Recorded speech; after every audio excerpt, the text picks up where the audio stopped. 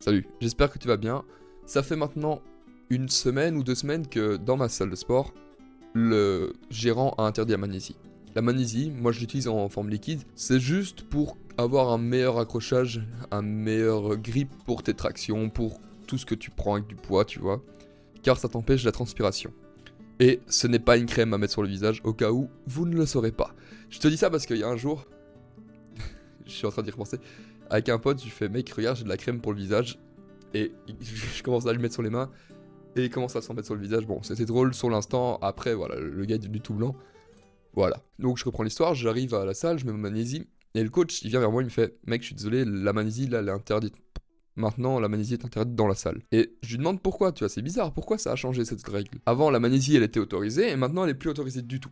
Pourquoi? Et là, il me dit, il y a eu des taches au sol, ok. Parce que c'est là que j'ai fait la corrélation, alors avec rien ne change si rien ne change. Car le gérant, il s'est pas réveillé un jour en se disant, ok, je vais les faire chier, maintenant je vais interdire la magnésie. C'est en voyant dans sa salle qu'il y avait des taches au sol de magnésie liquide qu'il s'est dit, ok, là, maintenant je dois interdire la magnésie. Bon, est-ce qu'on est d'accord avec son choix ou pas? Là, je vous laisse en juger. Moi, je suis pas trop d'accord pour punir toutes les personnes qui l'utilisent juste pour 2-3 personnes qui ont fait des tâches. Mais bon, il a fait son choix parce que il y avait eu une chose qui a changé. Si rien n'aurait changé, s'il n'y aurait pas eu de tâches, la magnésie serait toujours autorisée. Et c'est un peu comme toi, tu vas pas te lever un matin en te regardant dans le miroir et en disant ah ouais là je suis un dieu grec, là j'ai le corps de dieu grec. Par contre, si tu commences à aller au sport régulièrement, à manger sainement, il y a bien un jour où tu vas te réveiller et tu vas pouvoir pécho Aphrodite, tu vois. Mais ça, notre cerveau, à toi et moi, il est bien au courant que oui, en fait, si je commence à faire des actions, bah ça va changer. Il y aura une conséquence. Positif ou négatif. Donc si je ne change rien, rien ne change. Et si je change quelque chose change. Ça, on le sait tous. Mais pourquoi on le fait pas?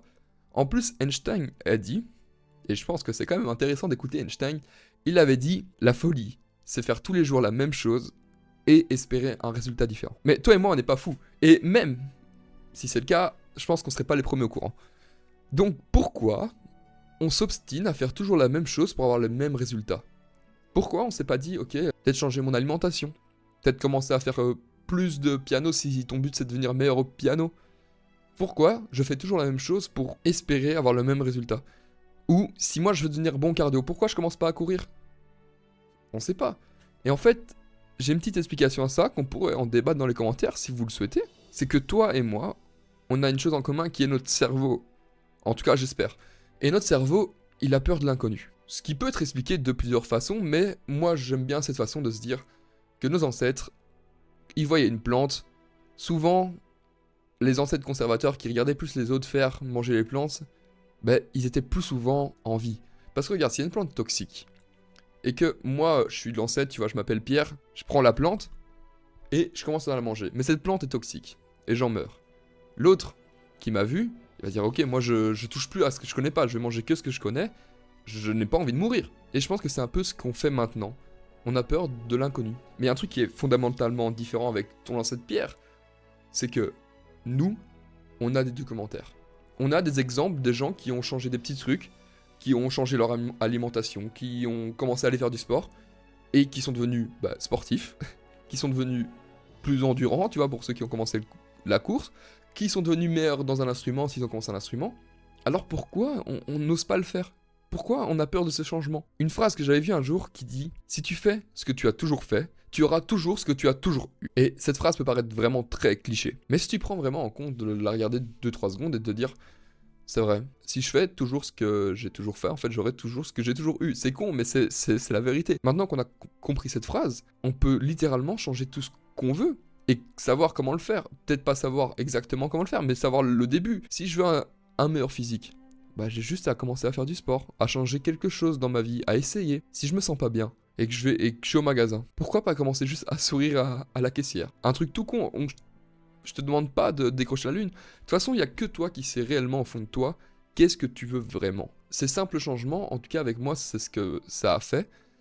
C'est que ces simples changements, juste aller sourire à des gens, ça te pousse à te dire, ok, en fait, je vais peut-être essayer d'aller faire d'autres changements, voir d'autres évolutions, car tu es dans une courbe qui est positive, et cette courbe positive, elle te fait vouloir encore plus. Et il y a bien un moment où ça va rechuter, mais tu as compris, et tu as déjà fait l'expérience que oui, tu peux toujours monter un petit peu plus, ou être, en tout cas, être dans cette courbe positive. Du coup, même quand tu seras dans les courbes négatives, tu sais que tu n'es pas perdu.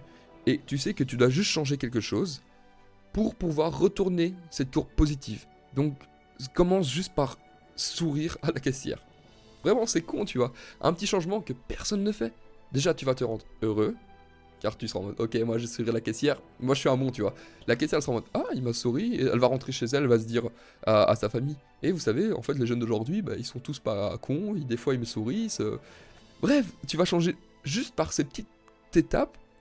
Tu vas changer vraiment la vie peut-être de deux trois personnes, et même la tienne, parce que tu sais que le changement peut être possible. Et pourtant, on attend en fait d'avoir un élément déclencheur pour changer. Très peu de personnes qui n'ont pas évolué avant, ou très peu de personnes qui n'ont rien fait avant, vont se dire « Ah, moi j'ai envie d'essayer un truc, de changer quelque chose ». Il y aura toujours un élément déclencheur. Donc pour moi, j'espère que ça va être cette vidéo pour toi. Parce qu'au fond, tu sais ce que tu veux changer. Tu sais ce que tu veux en tout cas. Du coup, j'espère que ce sera cette vidéo qui va juste planter ces petites graines, parce que je n'ai pas la prétention de dire que c'est cette vidéo qui va changer ta vie, tu vois. Mais de planter cette petite graine, de dire ok, en fait, je peux et je sais maintenant comment changer. C'est juste, je vais essayer de trucs différents. Je vais essayer de sourire à la caissière, de manger sainement, de faire du sport, pour pouvoir atteindre l'objectif que je me suis fixé. Car si tu ne le fais pas, si tu ne fais pas ça, si tu attends cet élément déclencheur, dans la majorité des cas, il sera négatif en fait. Cet élément déclencheur est souvent un décès de quelqu'un, une maladie, et j'ai pas envie, honnêtement, j'ai vraiment pas envie que tu arrives à ce point pour vraiment changer. Même si des fois c'est obligatoire. J'ai un ami à la salle de sport, il était au bout, il fumait tous les jours, tu vois, il fumait de la beuh tous les jours, et il était vraiment au bout. Il y a un jour où il a pété un câble. Il a senti qu'il avait un manque, il avait plus sa beuh, il sentait qu'il avait un manque. Et en plus, il a vécu une rupture amoureuse qui datait de je sais pas combien de temps, à cause de la beuh qu'il avait eue. Qui fumait tous les jours. Et ce gars a 25 ans.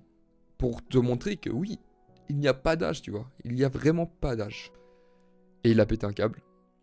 Il a voulu tout changer. Il était vraiment au plus bas. Pour lui, il pouvait pas descendre plus bas. Il a dû attendre d'être le plus bas possible pour pouvoir se dire ok, en fait, j'ai envie de changer. Il a attendu cet élément déclencheur qui est malheureusement négatif parce que c'est un élément déclencheur que la vie, entre guillemets, lui a imposé, alors que tu peux te créer ton élément déclencheur au fond de toi et te dire ok, je vais peut-être maintenant commencer pour ne pas avoir ce bas très très bas que mon pote a eu. Car c'est très très rare les personnes qui se lèvent un matin, qui ouvrent leur rideau et qui font waouh, le ciel est super beau, maintenant je vais commencer à courir. Surtout au début.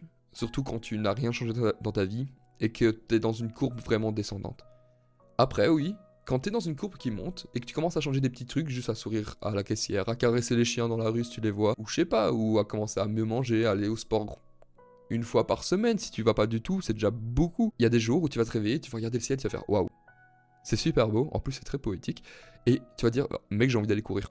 Je veux voir ce ciel plus longtemps, ou je veux aller me balader. Mais ça arrive que quand tu es déjà dans la courbe positive. Donc, n'attends pas d'être au plus bas pour changer quelque chose. Cette phrase, je vais te la répéter. Si tu fais ce que tu as toujours fait, tu auras toujours ce que tu as toujours eu. Attention, un petit disclaimer. Les choses demandent du temps.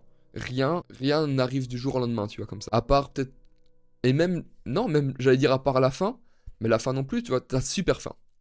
C'est pas tu manges un croc, t'as plus faim, tu vois, c'est graduellement, tu manges petit à petit et t'as de moins en moins faim. Et c'est comme ça avec tout. Du coup, si tu commences à changer de petits trucs, sois patient.